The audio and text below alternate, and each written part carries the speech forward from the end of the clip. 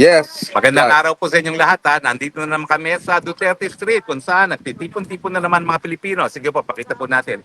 Alam niyo po, mga 4 na araw kami hindi nakapagtipon-tipon dahil sinarado po itong lugar nito dahil sa NATO. Ngayon wala nang NATO, balik na naman tayo sa Duterte Street. Atin na naman ang Duterte Street. Yeah! Ang street para isigaw na Duterte! Duterte! Duterte! Duterte! Bring him home! Bring him home! Bring him home! Bring him home! Well, alam niyo po, ngayon narito tayo sa Duterte Street. Abay, meron tayong dalawang kababayan. Mainit-init pa, kakalanding lang galing sa Saudi Arabia. At siyempre, sila yung kauna-unang Pilipino na nakausap ko mula nung tension sa Middle East. Ito po, dalawa po sila, no? Pareho po silang flight attendants. Swerte, no? Lahat ng sweldo, no? Anyway, ano pong pangalan ninyo? Jane. Jane and Dada po. Dada. So, kayo po ay isang British airline ang pinapasukan nyo sa Saudiya. O, sige na nga, advertise na natin ang Saudiya dahil ang gaganda niya naman. Lapit ka naman Lapit dito. ka. Hindi naman ako kakagat. So, alam niyo po kayong kaunaw na mga Pilipino na nakita ko mula nung tension sa Middle East, no?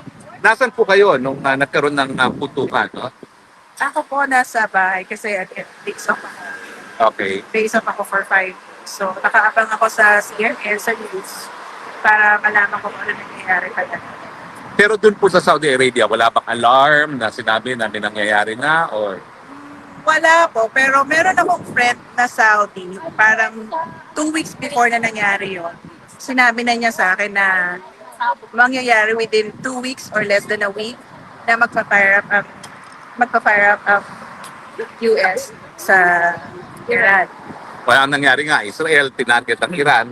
Tapos, bago pa makaganti uli ang Iran, ang US naman, tinarget yung mga nuclear sites. Kayo po, nasaan kayo? Nasa Jeddah rin. Nasa Jeddah rin. So, pareho kayong Jeddah base. Jeddah base. Ang Saudi ba is based in Jeddah or Meron pong Manila base in Japan. and Jakarta base? So, Jeddah, Jakarta, and Manila. So, ano po ang naramdaman nyo? Yung naraman nyo nang nagputukan na naman ang Iran at saka ang Israel? Ako talaga kasi anytime baka alam mo nun, pero okay lang naman kasi parang hindi naman makisali yung tinulong namin isa sa gym. Jeddah. Pero siyempre, dahil nandun kayo, may ipit kayo, no? Ano ba ho? Meron ba kayong ugnayan sa mga kapwa Pilipino, sa embassy? Ano po nangyari? Meron din naman mga alert sa mga Pilipino community sa gym. Sino po nagbibigay ng alert na Sa yun? sa embassy. Ganon. By text ba ho yan? Or by... Ano po sabi dun sa alert? Sabi pagpachat, kung ano mga narinig ng Manila. Pero wag lang magbalita ng fake news. Kasi mahirap lang. Now, umabot po ng parang 2 araw ata, no, na maraming airport na nagsarado dyan sa Middle East. Kayo po, sa Saudi, nagsarado ba yung airport Sa niya? Saudi po, hindi. Around Saudi Arabia lang, which is Kuwait, Qatar, Bahrain, and Ang UAE, nagsarado ba? UAE, oo. Sila yung nagsara. Bakit Pero- hindi nagsarado ang Saudi Arabia? Kasi po, ang Saudi Arabia is nakapalibot naman sa kanya yung mga lugar na yun. Sila yung unang nakaharap sa Iran. Sila yung malapit. Kasi ang Qatar kasi ang may malaking US military base Oo. sa Gulf area. Dati target talaga ng Iran matapos no bilang Kasi sila gantin. may malaking Oo. US base na military. Well, sa tingin nyo ba, lalala pa ito or Baka naman hindi na... wala kasi tayong control dyan eh, no? At saka parang hindi na natapos talaga. Lalo ng mga Pilipino. Meron tayong mga 2 milyong mga Pilipino dyan, no? Ano ba sa tingin nyo? May kakayahan ba ang gobyerno na i-repatriate yan o talagang na... Sana naman meron mga konting ano nga to. Sana naman talaga meron. Kawawa naman pag wala. Doon ba sa alert na binigay sa inyo ng embassy, kung talagang nagtutukan at kinakailangan mag-repatriate, meron bang binigay sa inyo instructions kung anong gagawin? So far wala naman. Parang hindi Wala. pa sila siguro nakikisama.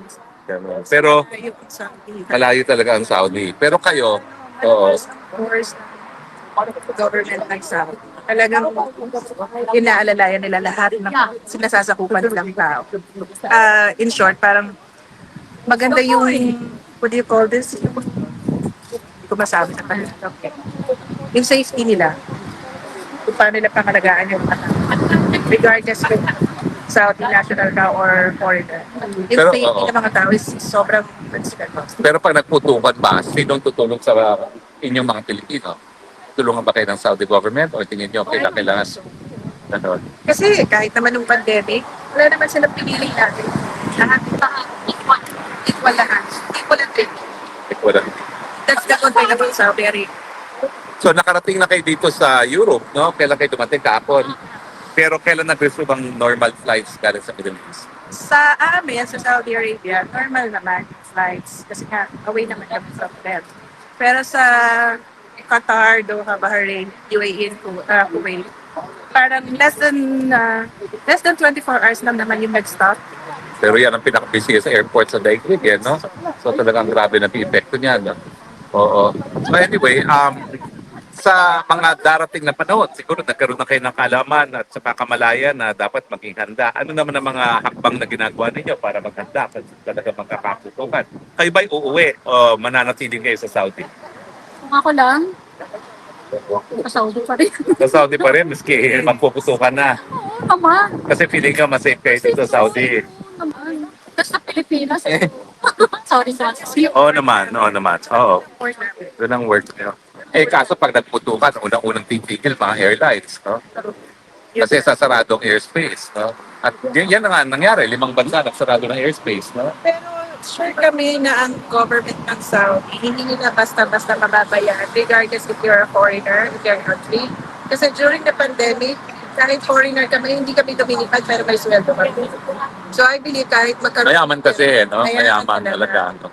Pero bilang Pilipino, ewan ko, napanood niyo ba kung ano yung sinabi ni President Marcos Jr. na dapat gawin ng mga Pilipino habang nagpuputukan? Magtago muna. Magtago lang ako sa I mga felt anak so sad ko. sa ganun dahilan. Ako magkatago rin talaga ako Oo. pag nagputukan. Baka Oo. tamaan. Pero anong reaction mo nung sinabi niya na magtago muna kayo? Parang ganun kahina. Ay. At mabuti na lang kayo sa Saudi, parang pinaupayan na kayo sa Saudi na protektahan nyo na yan, no? Buti na lang malakas yung Saudi government. Kaya kahit pa paano lumalakas yung loob namin na mag-stay doon kahit hindi sa sitwasyon. Pero narinig namin, nakakalungkot. Ako talaga, akala ko nagluloko lang siya eh. Kaya ilang beses ko binalikan eh. Totoo pala. Nagkamot na naman at magtago muna kayo. Oh my goodness talaga. Bakit talaga naman magtatago? Kaya wala naman ang gagawin talaga. Anyway, magtago muna kayo. Yan po ang official government response doon sa putukan sa Middle East. At mga kababayan Pilipino, talagang humarap na kayo ng pagtataguan dahil hanggang dyan lang ang magiging tulong ng Marcos Jr. administration. Pasensya na kayo, hindi kayo magbibigyan ng lugar ng pagtataguan, pero merong moral support para kayo'y magtago. O, maiba naman tayo. Anong pangalan to? Alias Rene. O ano ngayon, nasakba kayo na itong si alias Rene, binayaran pala para makaladkad sa kaso si Pastor Kibuloy at makaladkad itong si Inday Sara Duterte at saka si Tatay Digong. Ako, hindi ako nagtataka at hindi ako nagbugulat. Kasi alam nyo, nung ako mismo ay umapir dyan sa komite ni Ontiveros, ang dami niyang invento. Yung kwento niya talaga, involved ka sa Pogo. Hindi siya nakikinig na ang aking involvement, ejectment case at ang aking kliyente ay umuupa lamang doon sa lupa at nagpapaupa ng premises doon sa Pogo, no? At talagang sinasabi niya pinagpipilitan, engage yan sa Pogo. At ang tanong ko nga doon, sabihin natin engage sa Pogo, panahon na yon, legal. Ano naman pakailan mo dyan? Legal naman yung mga panahon na yon. Ngayon lang naman nag-illegal yan itong taon na ito. Pero ang katotohanan po niyan, talaga nagpupumilit siya ng mga panahon na yon na ikaw involved sa Pogo, ikaw may masama kang ginawa. Wala naman siya mapakitang masama kong ginawa. At ang pruweba lang na sinasabi niya na ako involved sa Pogo ay yung isang papel na wala naman lubagda, isang papel naman na walang maamin kung sino gumawa na nagpapakita na ako illegal. Ulitin ko po, sabihin na natin totoo yan at hindi naman totoo yan. Wala pong masama para maging isang abogado ng kahit anong korporasyon. Dahil ang trabaho ng abogado ay siguraduhin nga yung mga kliyente nila ay sumusunod sa batas. Pero ito po, tignan nyo naman po, non-bailable din ang sinampak kay Pastor Kibuloy. Milyones ang ginastos para magtanim ebidensya laban kay Kibuloy. Hindi ko po alam kung gagawin nila yan sa akin din, ha? Pero sa piskalya po, wala silang napresentang kahit anong testigo na nagsabi na nag-recruit ako at pinagsamantalahan ang kanilang gawain. No? So hindi ko po alam kung magbabayad din itong si Ontiveros ng 500,000 para sa testigo para madawit din ako at sabihin na ako nag-recruit sa kanila. No? Pero nakakataas balahibo po, nakakadiri, nakakagalit na isang senador ng bayan gagamit talaga ng ganitong mga taktika para madiin ang mga kalaban sa politika. And how dare you use the Senate of the Republic of the Philippines, no, para maging ano tawag dyan, para maging instrumento na gipitin ng mga kalaban ng administrasyon. At ang isa pang nakakasuka, yung talagang lantaran ng sabuatan ng mga dilawan, ng mga loyalista at CPP-NPA, no? Tingin nyo ba, miski kayo'y magsabuatan na yan, makukuha yung suporta ng taong bayan? Nagsabuatan na nga kayo. Ang latest survey, nangunguna pa rin, 33%. Si Inday Sara, kung magkaka-eleksyon na yun, siya maging presidente. At ang pinakamalapit na kanyang katunggali ay 15%, kalahati lamang. Yung tulpo nga, wala na no? Naglao na parang bula, no? So, ibig sabihin yan, magsama-sama man kayo, wala pa rin mangyayari sa inyo dahil alam ng taong bayan na ikaw, by rules, nakakadiri ka kasi kahit madali ka magmalinis. Hanggang ngayon, di mo naman sinasabi bakit bigla ka nanalo nung ikaw ay naging direktor ng PhilHealth at ang katutak na advertisement ang ginamit ng PhilHealth sa mga panahon na yon. Huwag mo sabihin di mo ginamit talaga ang pera ng PhilHealth para ikay manalo sa eleksyon na yon, ha? Ay, nako. Tapos, ang nakakabuhisit talaga dito sa mga dilawan, akala mo kung sino na sila lang yung malinis. Pero, ang dami naman nilang putik sa mga mukha. O, kita mo itong gawain to. Gawain ba ng matinong tao yan na magtatanim ebidensya, tanim testigo para lang magipit ang isang tao na walang kasalanan? O tapos akala mo kung sinong kami lang ang malinis sa bayan nito, kami lang ang dapat maglingkod. Kaya na-turn off ang taong bayan sa inyo. Bakit pa sumikat si Tatay Digong? Kasi walang kaplastikan. Inaamin niya tao siya, inaamin niya hindi siya perpekto, meron siyang mga kahinaan, ano ngayon? Basta nagmamahal siya sa bayan. Hindi gaya nyo na talagang kami lang ang malinis, kami lang ang magaling, kami lang ang pwedeng mamuno. Ayan, nakakasuka ka. At itong nangyari na ito na meron ng lumantad, nagpapatunay na wala kang karapatan maglingkod. Kaya nga nananawagan ako, no, kinakailangan mag-file ng ethics complaint dyan kay Ontivirus na yan. Ang sa ganun, masipa na siya sa Senado. Walang karapatan ang kahit sinong nagtatanim kaso, nagtatanim ebidensya, nagtatanim testigo na manatili sa Senado. Dahil ang Senado in the first place, nagagawa ng batas. No? Pangalawa, yung mga investigasyon na dapat ginagawa niya in aid of legislation at hindi dapat nagtatanim ebidensya laban sa mga kalaban sa politika. Again po lilinawin ko, kayo mga dilawan, as exemplified by Risa Ontiveros, sinusuka kayo kasi kayo mapagpanggap. Nagmamalinis. Pero nakakadiri naman kayo. At yan ang pruweba talaga. How dare you? Imagine everything is one statement. Everything is on the basis of good faith na nagsasabi ng totoo. Tapos gagastos ka ng milyon-milyon. Nabuti sana kung galing sa'yo. Galing din sa gobyerno yan. Diyos por santo naman. Kaya naman ang lalaki ng mga budget nyo dyan sa Senado, ginagamit nyo pala sa tanim ebidensya at tanim testigo, no? So yan po ang aking panawagan. Wag po tayong tumigil hanggang ma-expel sa Senado itong Ontivirus neto dahil ang Riza Tanas Ontivirus, yung mga nagtatanim ebidensya, mga nagbabayad to bear false testimony. Alam nyo ba, nasa Biblia yan, bawal, di ba? Isa yan sa kautusan, do not bear false witness against your neighbors. Pero sila, pasanta-santa, pagudi-gudi, yung pala, ang iitim ng mga budhi. O, di ba? Ay, ano ngayon masasabi nyo? Di ba, nakakasuka naman talaga kayo? So, wag po tayong tumigil. Isigaw natin. Sipain. Palabas ng Senado yung Ontivirus na yan. Ang Risa Tanas, Ontivirus, walang lugar sa Senado. At kung siya ay nag-aambisyon para sa mas mataas na opisina, ay naku po, dream on. Dahil hindi na makakalimutan ng taong bayan ito na ikaw, binaboy mo ang proseso ng Senado. No? Gaya ng binaboy mo ang proseso, nung pilit mo kung dinadawit, na wala ka namang ebidensya sa kahit anong krimen. Wala ka naman napatunayan doon. Ang ginagawa mo lang naman, binabasa mo yung script ng COS mo, maski di mo naiintindihan. O, di ba? Sige, tanggalin nyo ng papel yan. Tignan natin kung may masasabi yung Ontivirus na yan, yung Risa Tanas na yan.